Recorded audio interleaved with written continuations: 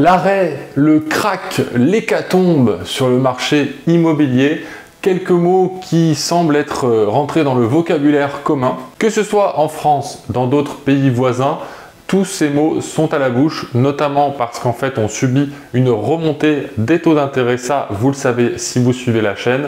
Cette remontée des taux d'intérêt est drivée par les États-Unis, ça arrive en Europe et nous, on a en fait un décalage qui est fait par rapport à cette nouvelle politique. En France, aucun marché ne fait exception, si ce n'est quand même les villes qui étaient déjà très peu chères ou les campagnes où là de toute façon il n'y a pas eu d'explosion des prix non plus très significative ces dernières années.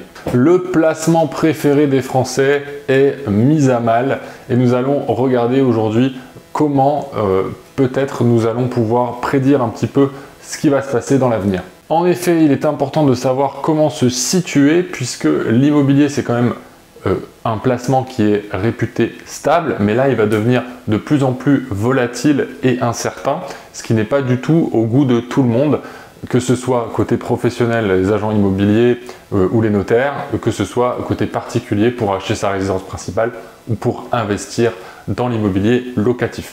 Les investisseurs qui se sont trop endettés, les marchands de biens qui ont fait trop d'opérations, qui sont lancés sur trop de chantiers avec beaucoup de dettes, là commencent à accuser le coup.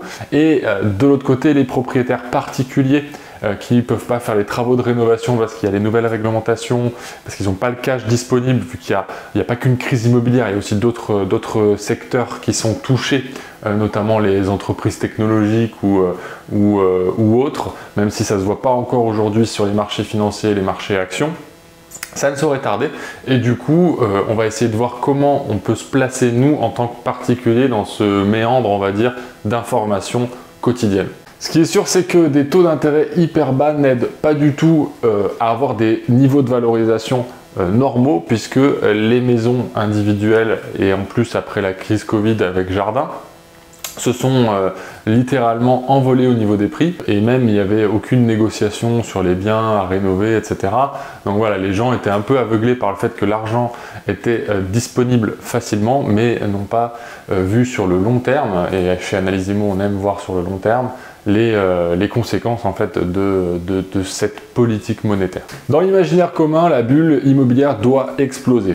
Et pourquoi? En fait, c'est tout simple, c'est parce qu'en fait, le ratio entre les revenus des ménages et les niveaux de valorisation de l'immobilier sont devenus totalement hors de contrôle.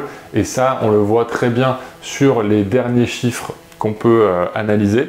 En effet, selon plusieurs estimations, et une estimation que je vais vous afficher du site Capital, il faudrait une baisse de l'immobilier de 40% pour revenir au niveau du revenu des ménages. Et on sait très bien aujourd'hui que le revenu des ménages n'est pas en augmentation, mais il est en stagnation.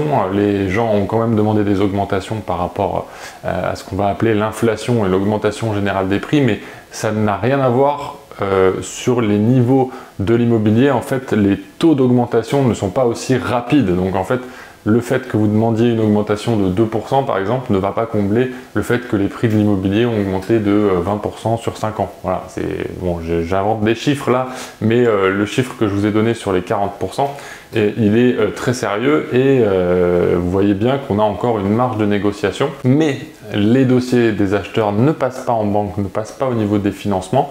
Donc là, en fait, on a un gel totalement du marché. On l'avait déjà prédit, hein, déjà il y a un an. On l'avait prédit dans plusieurs vidéos, mais sans forcément dire que c'était sûr, qu'on avait raison, etc. Maintenant, on voit que ça se matérialise. Donc en fait, ici, on fait des hypothèses et on voit si elles se matérialisent.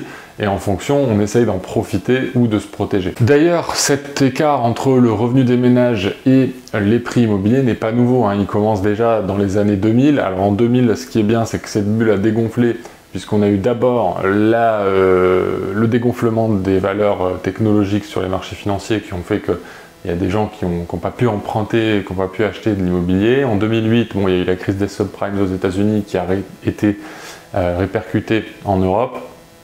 Donc en fait, on s'est envolé, mais on est très vite redescendu. Et aujourd'hui, on retourne sur ces niveaux-là. Donc on peut encore continuer quelques années, mais forcément, on arrive à la fin d'un cycle. Et l'idée, ce sera d'essayer de trouver des indicateurs qui nous permettront de voir quand est-ce qu'on va être en bas du cycle pour pouvoir se repositionner. En fait, la dernière fois qu'on a eu un ratio aussi élevé entre la dette des ménages ou le revenu des ménages et les prix de l'immobilier.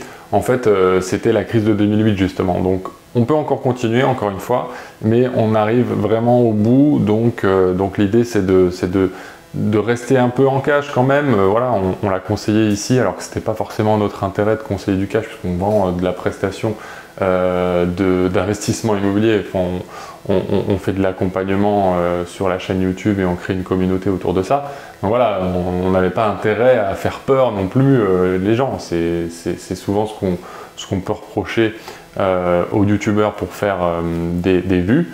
Mais non, là l'idée c'était de dire, voilà, on a quelques éléments qui sont cohérents, donc A plus B est égal à C, ou A plus B a un fort potentiel d'être égal à C. Donc là c'est ça que je voulais évoquer aujourd'hui. L'évolution des taux, qui était aux alentours entre 1,2 et 1,5 il y a encore un an et demi, là a très vite augmenté vers les 3, 4 et maintenant voire 5% sur la fin de 2024, mais c'est sans compter le fait que il y a plein de dossiers qui passent même plus, donc que ce soit à 7 ou 8%, ça passe pas, donc même pour une résidence principale.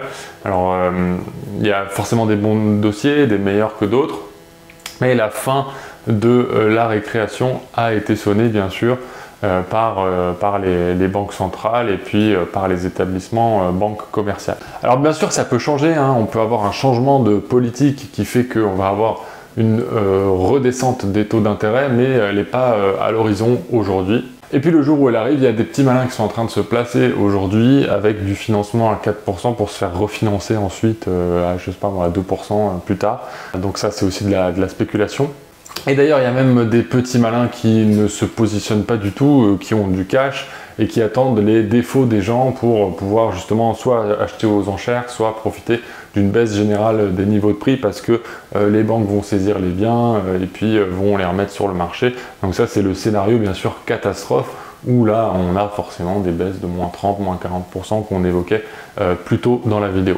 Donc ça c'est tout ce qu'on pouvait dire aujourd'hui. L'indicateur le plus intéressant à ce jour qu'on peut traquer bien sûr, je vous mettrai quelques liens en description. C'est bien sûr donc en résumé le revenu des ménages sur les niveaux de prix immobiliers, niveau de prix qui ne bouge pas, les revenus des ménages qui augmentent un peu mais pas assez rapidement pour combler les dernières augmentations des prix immobiliers qu'il y a eu ces dernières années, et puis les banques qui gèlent parce qu'elles prévoient une crise arrivée, les employeurs, donc les grandes entreprises, même les PME, etc., qui doivent rembourser les prêts, qui ont affaire à des frais et qui voient que la conjoncture va se contracter, n'embauchent plus, ne font plus d'augmentation et même font des coupes budgétaires, donc des licenciements, etc. Donc tout ça, toute chose en entraînant une autre, on ne peut pas avoir une reprise de l'immobilier sans avoir forcément été voir plus bas. Donc c'est aussi pour ça qu'on prend le temps d'analyser, qu'on ne fait pas des vidéos tous les jours. C'est vraiment pour se poser, prendre du recul par rapport au marché. Prendre du recul, c'est hyper important puisque c'est comme ça qu'on fait des bonnes affaires ou du moins qu'on évite d'être sûr d'en faire des mauvaises. Je ne sais pas si vous voyez ce que je veux dire et si vous comprenez. En tout cas, dites-le moi en commentaire si vous avez saisi un peu le sens général de prendre son temps, de voir un peu cet indicateur-là. Si ça vous est utile, bien sûr, laissez un j'aime. Et je vous dis à bientôt sur Analyse Immo. Ciao!